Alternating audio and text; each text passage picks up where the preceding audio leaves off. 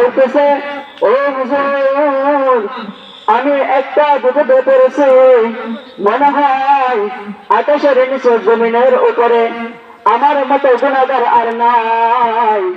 এই কথা বলে আর যার যার করে কান্না করে বলতেছে, কি হয়েছে তোমার, কি হয়েছে? এই কথা বলার পর ওই যুবকটা বলতেছে, আমি যখন অফিসের ভিতরে কাজ করি তখন আমার সাথে কিছু খ্রিস্টান মহিলা কাজ করতো। ওই খ্রিস্টান মহিলাদের মধ্যে একজন খ্রিস্টান মহিলা ছিল অনেক সুন্দরী। তার প্রেমে আমি আসক্ত হইলাম। তার প্রেমে আমি আসক্ত হয়ে যখন বাসায় ফিরলাম, একদিন, 2 দিন, 3 দিন, 1 মাস, 2 মাস, 1 বছর অতিবাহিত হয়ে গেল এবং আমি তার প্রেমে আসক্ত। হঠাৎ করে আমি বলতে লাগলাম, ও মহিলা, আমি তোমাকে বিবাহ করতে চাই। ওই মহিলা ডাক দিয়ে বলল, তুমি আমাকে বিবাহ করবে ঠিকই, কিন্তু আগে আমার কিছু শর্ত আছে।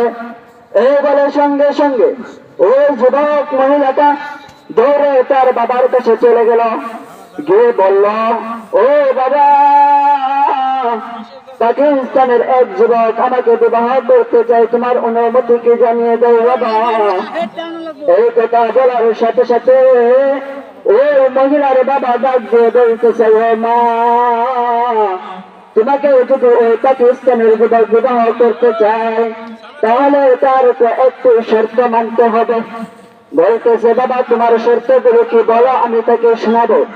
এই কথা বলার পর মহিলার বাবা ডাক দিয়ে বলতেছে, শর্তগুলো হলো, 1 নম্বর শর্ত হলো, তিনি আর কোনদিন তার জন্মভূমিত অর্থাৎ তার মাতৃভাষায় ফিরে যেতে পারবে না, অর্থাৎ সে আর কোনদিন পাকিস্তানে ফিরে যেতে পারবে না, আমাদের সাথে আমেরিকায় তার থাকতে হবে।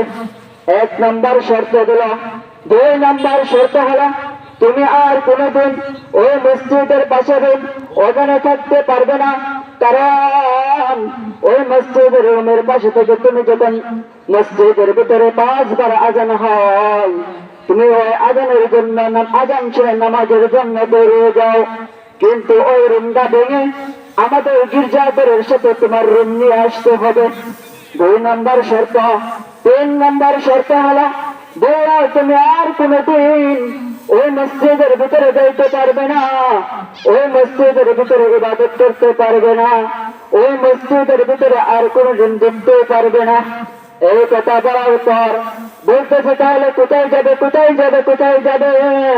ওই মহিলার বাবা আবার বলতেছে, ওই যুবক, তিনি আমাদের গির্জা করে প্রত্যেক শনিবারে আমরা গির্জা করে ইবাদত করি, তিনিও আমাদের সাথে প্রত্যেক শনিবারে এই গির্জাঘরের ভিতরে ইবাদত করবে, সে আর কোনদিন ওই মসজিদে যেতে পারবে না, ওই মসজিদে ইবাদত করতে পারবে না।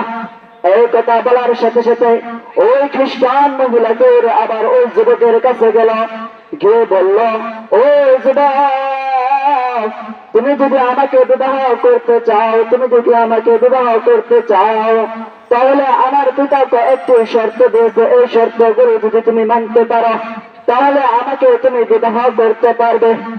এই কথা বলেন ওই মহিলা যখন এই 3টি শর্ত ওই যুবকের কাছে বলল, ওই যুবক বলল, আমি শর্তগুলো মানলাম এবং আমি তোমাকে বিবাহ করলাম।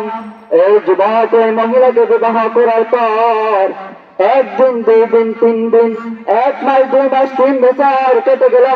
ওই মহিলার সাথে তিনি সংসার করতেছে। হঠাৎ করে একদিন দেখতে পেল তিনার সাথে যে কুরআনুল কারীমটা ছিল, ওই কুরআনুল কারীমটা ওই খ্রিস্টান মহিলার ঘরে এমন এক জায়গায় রাখা ছিল। তিনি যখন রুমের ভিতরে আসতেন তখন আয়েশা ওই কিতাবটাকে চুমু দিতেন। তিনি যখন রুম থেকে বাইরে কাজের উদ্দেশ্যে যাইতেন, ওই কুরআনুল কারীমটাকে তিনি চুমু দিয়ে যাইতেন। এই কথা যখন চুমু দিয়ে যায়, হঠাৎ করে দেখতে পেলেন কুরআনুল কারীমটা আর সেখানে নাই। হঠাৎ করে ওই যুবক বলল, ও স্ত্রী, তোমার সাথে তো আমি অনেক দিন ধরে ঘর সংসার করতেছি, এখানে একটা কিতাব রাখা ছিল, কোথাও যাই নাই, হঠাৎ করে কিতাবটা দেখতেছি না, কিতাবটা কোথায়? এই কথা বলার সঙ্গে সঙ্গে স্ত্রী বলতেছে, আমি এই ঘরের থেকে কিছু কাগজ ছিল যেগুলো আমার কোনো প্রয়োজন ছিল না, যেগুলো আমার কোনো দরকার ছিল না, ওই কাগজের সাথে মনে হয় এই কিতাবটা আমি ডাস্টবিনের ভিতরে ফেলে দিয়েছি। এই কথা বলার সঙ্গে সঙ্গে যুবকটা বেশ হয়ে যায়।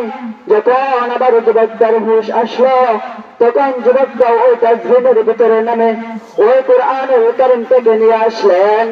ওই কোরআনুল কারীমটাকে বুকের ভিতরে আঁকড়ে ধরে বলতেছে, ও আল্লাহ, শেষ পর্যন্ত আমি তোমার সাথে বেয়াদবি করে ফেলছি। আমার মতো গুনাহগার এই জমিনের মাঝে আর নাই। এই যখন আমি দেখতে পেলাম, এই দেখার সঙ্গে সঙ্গে ওই যুবক মহিলা খ্রিস্টান মহিলা বলতেছে, আমি আর তোমার সংসার করতাম না, তুমি পাগলের সংসার আর আমি করতাম না। এই বলে ওই যুবক আবার মসজিদের পাশে চলে যায়। হুজুর সঙ্গে সঙ্গে বলতেছে, ও যুবক, তোমাকে এই কোরআনুল কারীমকে মহব্বত করছে বিদায় তুমি আবার জান্নাতের ভিতরে ফিরে আসতে পেরেছ, তুমি আবার এই মসজিদের ভিতরে ফিরে আসতে পেরেছ। এই জন্যই আমাদের কোরআনুল কারীমকে মহব্বত করা উচিত।